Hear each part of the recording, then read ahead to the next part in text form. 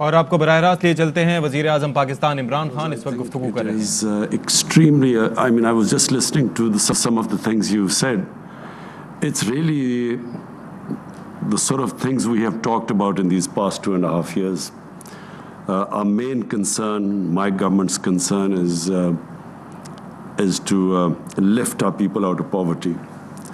And the Human Development Report actually is that report where you are actually pointing out the ways, the inequality, the areas that have been left behind, people who have been left behind, the situation of the minorities, transgender. So for me, a civilized society is defined by the way it looks after its weaker section of the population. It is not defined by how the rich people live or how the rich classes, their lifestyle. It is defined by how is it planning to reduce this inequality. And then the sort of things you've mentioned before this report, this elite capture. And it's not just a problem of Pakistan, it is a problem of almost all the developing world.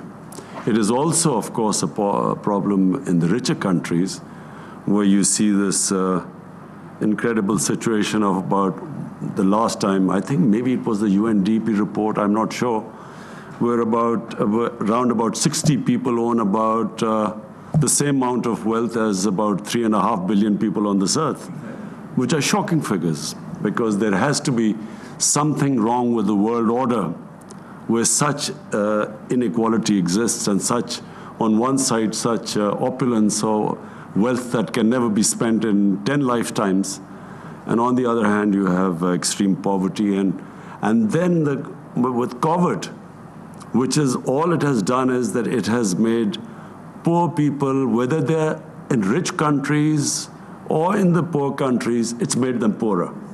So more and more people have gone below the poverty line. It hasn't affected the rich people. In fact, some of the rich people have got richer during this COVID last 1 year. Elite capture is a problem specifically of the developing countries. And I was reading the FACTI report. The Secretary General of the United Nations has made a panel under him which has come up with this report, and it is a shocking report.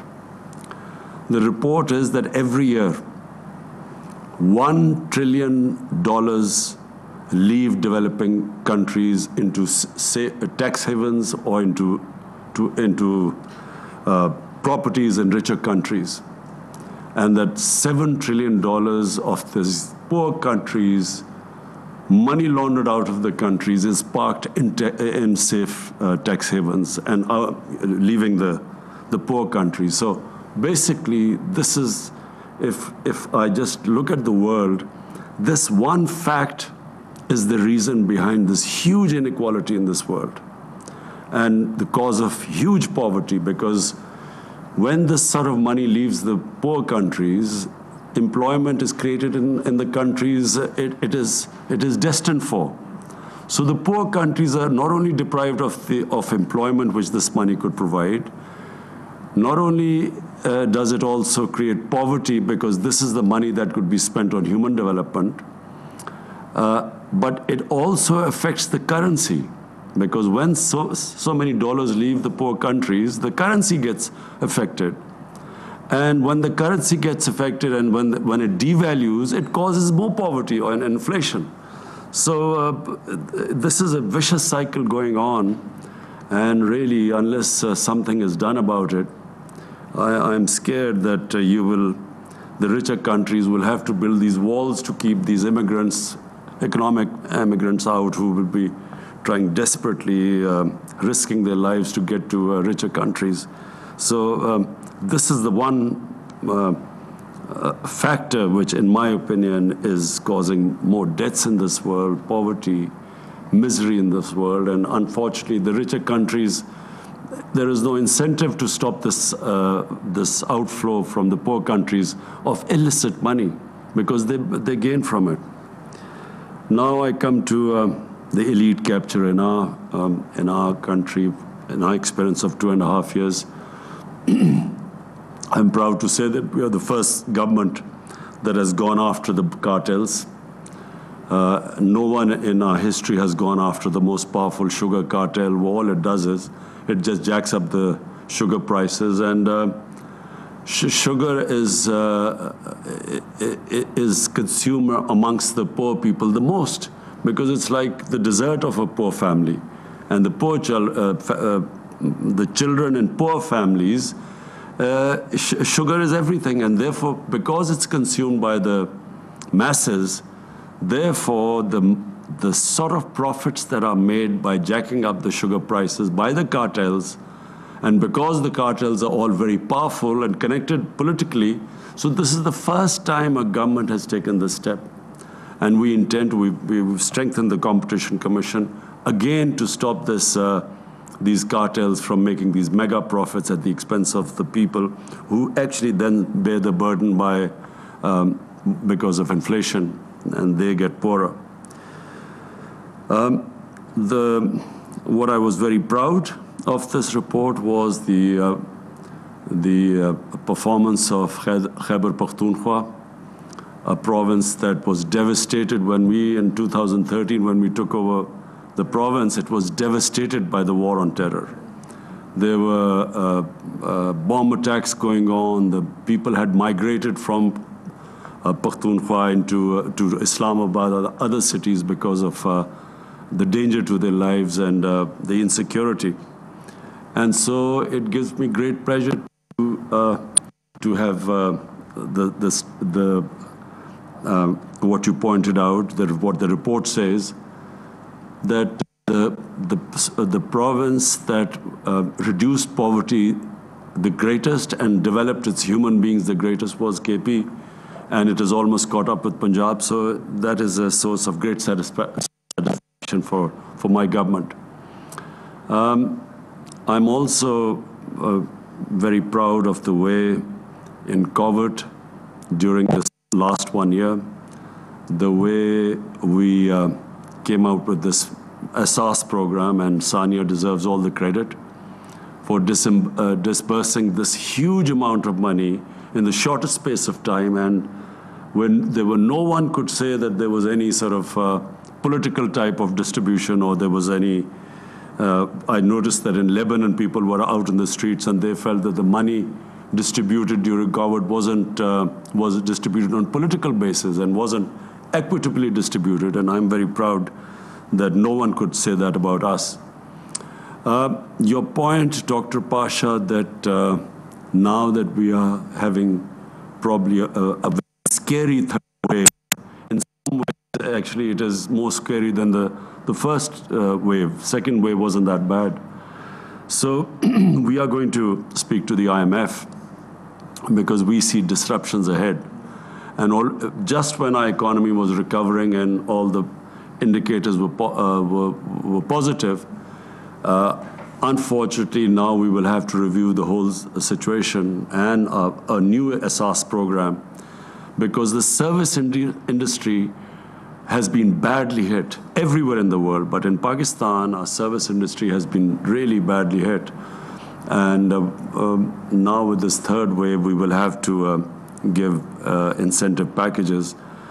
When we look at what the United States, with a population of 330 million, it's almost $4 trillion is what they have distributed, and our population with 220 million, we barely, $8 billion was the total incentive package we came up with. So I think it's time for a second package, and we will obviously talk to the IMF. And I think the head of IMF, I think she realizes, I've read her statement, she realizes that this is a very unique situation, and you cannot suppress demand, and you cannot impose conditions when people are already suffering. So we will I will personally talk to her as you quite rightly mentioned, Dr. Pasha, that the UNDP report clearly states that, you have to protect those because the people affected are the poor people. The masses are affected everywhere in the world by the lockdowns and the disruption by the coronavirus. So we will be talking to them, and I look forward to reading in details your suggestions how we can protect the most vulnerable section of our society. Finally, all I would like to say is that this UNDP report is going to really help us, because you have gone into details. We talk in theory, but you will now, with all this data you've gathered, this will really help us in fine-tuning our policies. And the main thing is to protect our poor section of the society. And also the regional disparity. We're already working on that. Sania has been gathering this data. We've covered almost 75% of our population. We hope to have this data of covering the entire population by June. And so what we plan to do is then give direct subsidies to people. Once we have this data, and this untargeted subsidy, as you quite rightly pointed out, it's utilized by those people who don't need it, and the people who need it are deprived of it. So we now, once we have this data, then we will be able to directly subsidize that section of the population that's vulnerable, whether it is in the rural areas or in the urban areas, different types of subsidy to the small farmer, and then to urban consumer who's facing inflation. We will then be able to directly help them in their basic foods which they consume, the basic stable diet. We will be able to directly fund them, because unfortunately the commodity prices are rising all over the world because of the COVID disruption of the supply side. So we will be able to protect these people by directly subsidizing them, and that's why this data is extremely valuable for us. So I want to again thank everyone, and I want to say that this really will help us, and UNDP has done a tremendous job which is beneficial to us, and I'm sure that such reports would benefit all the developing world. All the countries would benefit from this report. So thank you, Dr. Pasha, and thank you everyone. वज़ीर आज़म इमरान खान तकरीब से मुखातिब थे। उनकी जानिब से कहा गया कि गुर्बत के खात्मे के लिए इक़दामात अव्वलीन तरजीहात में शामिल हैं।